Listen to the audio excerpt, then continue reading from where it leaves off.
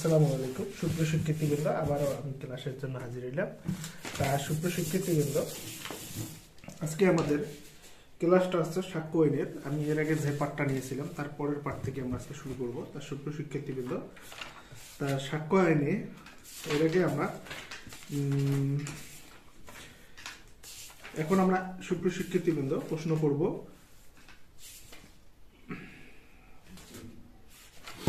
এজাহারের আইনসঙ্গত মূল্য কি? বাদী ও আসামির উভয় পক্ষে কি উহা ব্যবহার করিতে পারে? এজাহারকারী মারা গেলে মূল এজাহার হারাইয়া গেলে উহা কিভাবে প্রমাণ করা যায়? তা সুপ্রিয় শিক্ষার্থীবৃন্দ, এটাই হচ্ছে আমাদের আজকে প্রশ্ন। তা এখন আমাদের যে বিষয়টা মাথায় রাখতে হবে সেটা হচ্ছে কার্যবিধি। তাই সুপ্রিয় শিক্ষার্থীবৃন্দ, আমাদের কার্যবিধি 154 ধারার বিধান অনুসারে পুলিশের নিকট সর্বপ্রথম লিখিত বা মৌখিক কোনো আমলযোগ্য অপরাধের যে সংবাদ পৌঁছে তাহাই এজাহার বা প্রাথমিক বিবরী, ফার্স্ট ইনফরমেশন রিপোর্ট বলিয়া অভিহিত করা হয়। তা সুপ্রিয় শিক্ষার্থীবৃন্দ, এজাহার থানায় লিপিবদ্ধ হওয়ার পরে আদালতে পাঠাইতে হয়।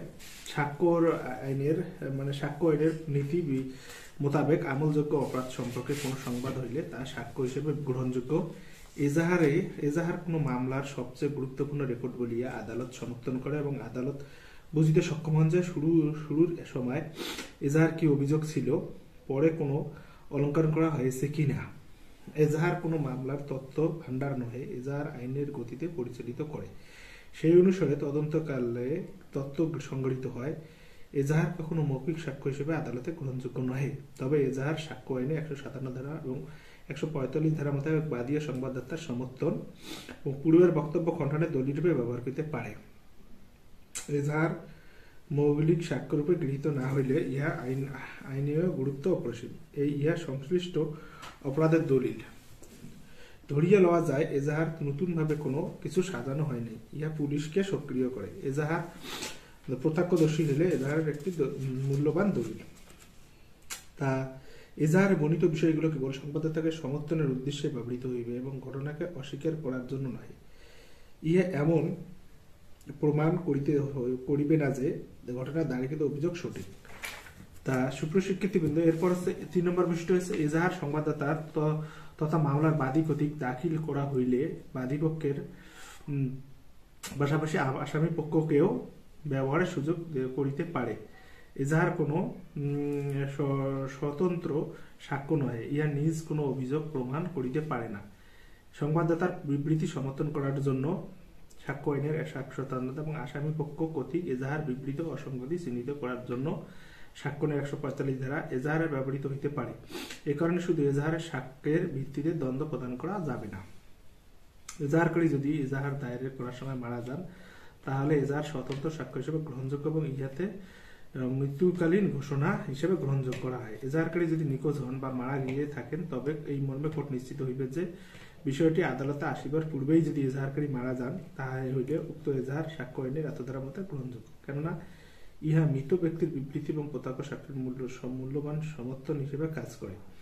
এজাহার হারাই গেলে থানায় পুলিশ অফিসে থাকা এজাহার কার্বন কপি কোনো গেজেট অফিসার কর্তৃক একটি পৃষ্ঠায় সত্যায়িত করিয়া নামের শীর্ষ কোর্টে যথানিয়মে প্রেরণ করিলে ইহা মূল এজাহারের স্থলভিত্তিক হইতে পারে। মামলার নথিভুক্ত হইলে কার্যক্রম চলিতে পারে। মামলা এজাহার রেকর্ডকারী পুলিশ অফিসার বা তদন্তকারী অফিসার বা থানার ভারপ্রাপ্ত কর্মকর্তা এজাহার অফিসারকে আদালতের সাক্ষ্য প্রদান করিতে পারেন। সাক্ষ্য আইনের 76 ধারা মোতাবেক বিষয়টি আদালতে গ্রহণযোগ্য। সাক্ষ্য আইনের 78 ধারা মোতাবেক সরকারি অফিসে কোনো বিভাগের কর্মকর্তা দ্বারা সত্যায়িত ওই বিভাগের রক্ষিত নকল মূল দলিল হিসেবে গ্রহণযোগ্য। সুতরাং ইয়ে বলা যায় এজাহার হারিয়ে গেলে কার্বন কপি যথানিয়মে সত্যায়িত করে দাখিল করিলে ইয়ে প্রমাণের জন্য গ্রহণযোগ্য। তাছাড়া মূল দলিলের কার্বন কপিও যদি আদি দলিল হিসেবে ধরা যায়। তা সুপ্রিয় শিক্ষার্থীবৃন্দ, আজকে আমাদের প্রশ্ন হচ্ছে এজাহারের আইনসঙ্গত মূল্য কি? এজাহারের আইনসঙ্গত মূল্য কি? তাহলে বাদী ও আসামি উভয় পক্ষে কি ব্যবহার করিতে পারে?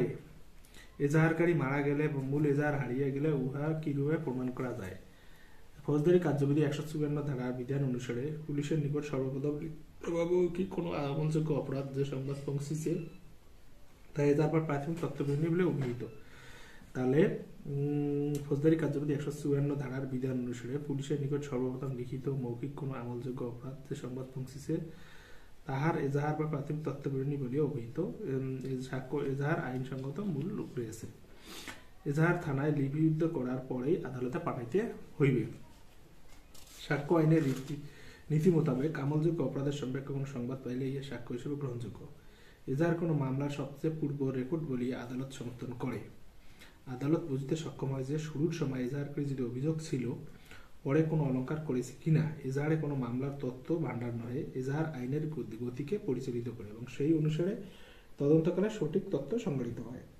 এজাহার কখনো মৌলিক সাক্ষ্য হিসেবে গ্রহণযোগ্য নহে, তবে এজাহার সাক্ষ্য আইনের 197 ধারা এবং 145 ধারা মোতাবেক বাদীয় সাক্ষ্যের সমর্থন এবং পূর্ব খণ্ডনের দলিল হিসেবে ব্যবহৃত হতে পারে। এজাহার মৌখিক সাক্ষীর উপর গৃহীত না হইলেও আইনগত গুরুত্ব অপরিসীম। ইহা সংশ্লিষ্ট অপরাধের দলিল ধরিয়া লওয়া যায় যে এজাহার নতুন ভাবে কোনো কিছু সাজানো হয় নাই, ইহা পুলিশকে সক্রিয় করে। এজাহারকারী প্রত্যক্ষদর্শী হইলে এজাহার একটি মূল্যবান দলিল। এজাহার বর্ণিত বিষয়গুলো কেবল সংবাদদাতাকে সমর্থনের উদ্দেশ্যে ব্যবহৃত হইবে, কোনো ঘটনাকে অস্বীকার করার জন্য না, এমনকি ইহা প্রমাণ করিবে না যে দায়েরকৃত অভিযোগটি সম্পূর্ণ সঠিক। এজাহার সংবাদদাতা তথা বাদীর কর্তৃক দাখিল হইলে বাদীপক্ষের পাশাপাশি আসামিপক্ষ ইহা ব্যবহারের সুযোগ পাইবে। এজাহার কোনো স্বতন্ত্র সাক্ষ্য নহে, ইহা নিজেই কোনো অভিযোগ প্রমাণ করিতে পারে না। সংবাদদাতার বিবৃতি সমর্থন করার জন্য সাক্ষ্য আইন 157 ধারা এবং আসামি কর্তৃক এজাহার বিবৃতি অসঙ্গতি চিহ্নিত করার জন্য সাক্ষ্য আইন 145 ধারা এজাহারে ব্যবহৃত হইতে পারে। এ কারণে শুধু এজাহার সাক্ষ্যের ভিত্তিতে দ্বন্দ্ব করা যায় না। এজাহারকারী প্রতি এজাহার দায়ের করার পর মারা যান তাহলে ইহা স্বতন্ত্র সাক্ষ্য হিসেবে গ্রহণযোগ্য, উহাকে মৃত্যুকালীন ঘোষণা বলা যায়। এজাহারকারী যদি নিখোঁজ হয় বা মারা গিয়ে থাকে তবে সেই মর্মে কোর্ট নিশ্চিত হইবে যে বিষয়টি আদালতে আসিবার পূর্বেই এজাহারকারী মারা যান, তাহলে উক্ত এজাহার সাক্ষ্য আইনের 32-1 ধারা আদালতে গ্রহণযোগ্য, কেননা ইহা মূল ব্যক্তির বিবৃতি এবং প্রত্যক্ষদর্শীর মূল্যবান সমর্থন হিসেবে কাজ করে। এজাহার হারাই গেলে থানায় বা পুলিশ অফিসে থাকা এজাহারের কার্বন কপি কোনো গেজেট অফিসার কর্তৃক প্রতিটি কপি স্টেপ সত্যায়িত করিয়া সিলমোহর যথানিয়ম পূরণ করিয়া মূল করি স্থানিত হইবে। মামলার নথি হইতে কার্যক্রম চলিতে পারে। মামলা এজাহার রেকর্ডকারী অফিসার, পুলিশ বা তদন্তকারী অফিসার বা থানার ভারপ্রাপ্ত এজাহারটি বিচরণকালে আদালতের স্বাক্ষর প্রদান করিতে পারেন। সাক্ষ্য আইনের 76 ধারা মোতাবেক বিষয়টি আদালতে গ্রহণযোগ্য এবং সাক্ষ্য আইনের 78 ধারা মোতাবেক সরকারি অফিসে কোনো বিভাগীয় কর্মকর্তা সত্যায়িত কপি নকল প্রমাণযোগ্য। ইহাই বলা যায় মূল এজাহার হারিয়ে গেলে কার্বন কপি যথানিয়মে সত্যায়িত গ্রহণযোগ্য। মূল এজাহার কার্বন কপি আদি দলিল হিসেবে ধরা যায়। তা সুপ্রশিক্ষিত তাহলে এখানে আমরা যেটা দেখতেছি সেটা এজাহারের তার সুপ্রশিক্ষিত বন্ধ এজাহারের আইনসঙ্গত মূল্য এবং বাদী উভয় পক্ষে ব্যবহার করিতে পারে। হারিয়ে গেলে কি মূল্য বন্ধ তার সুপ্রশিক্ষিত এজাহারের আইনসঙ্গত মূল্য হচ্ছে এটা আইনের গতিকে ত্বরান্বিত করে এবং গতিকে স্প্রিয়ার করে। বাদী আসামি উভয় পক্ষ আসামি ব্যবহার করতে পারে। এজাহার যদি মারা যায় তাহলে এটা একটা দলিলিক সাক্ষ্য হিসেবে ব্যবহার করা হয়। তাহলে এজাহার করি যদি কোন হারাইয়া যায় তখন পুলিশ অফিসে বা কোর্টে যেটা থাকে সেটা কোনো গেজেটেড কর্মকর্তার প্রতি স্বাক্ষর করে আবার পুনরায় ব্যবহার করা যায়। এটা তখন এটা মূল এজাহার হিসেবে গণ্য হয়। তা সুপ্রশিক্ষিত বৃন্দ, আমার ক্লাস যদি ভালো লাগে প্লিজ আপনারা মোস্তাফিজার ম্যাথ চ্যানেলটা সাবস্ক্রাইব করুন এবং গাণিতিক জিজ্ঞাসা পেজে লাইক দিন। তা আপনারা জানেন আমার Mostafizar math, Mostafizar learning English যে চ্যানেলগুলো রয়েছে আপনারা এই চ্যানেলগুলো সাবস্ক্রাইব করুন। তা পরবর্তী ক্লাস দেখার আমন্ত্রণ জানিয়ে আজকে এখানে শেষ করছি। আসসালামু আলাইকুম। 9 মিনিট হয়ে গেছে।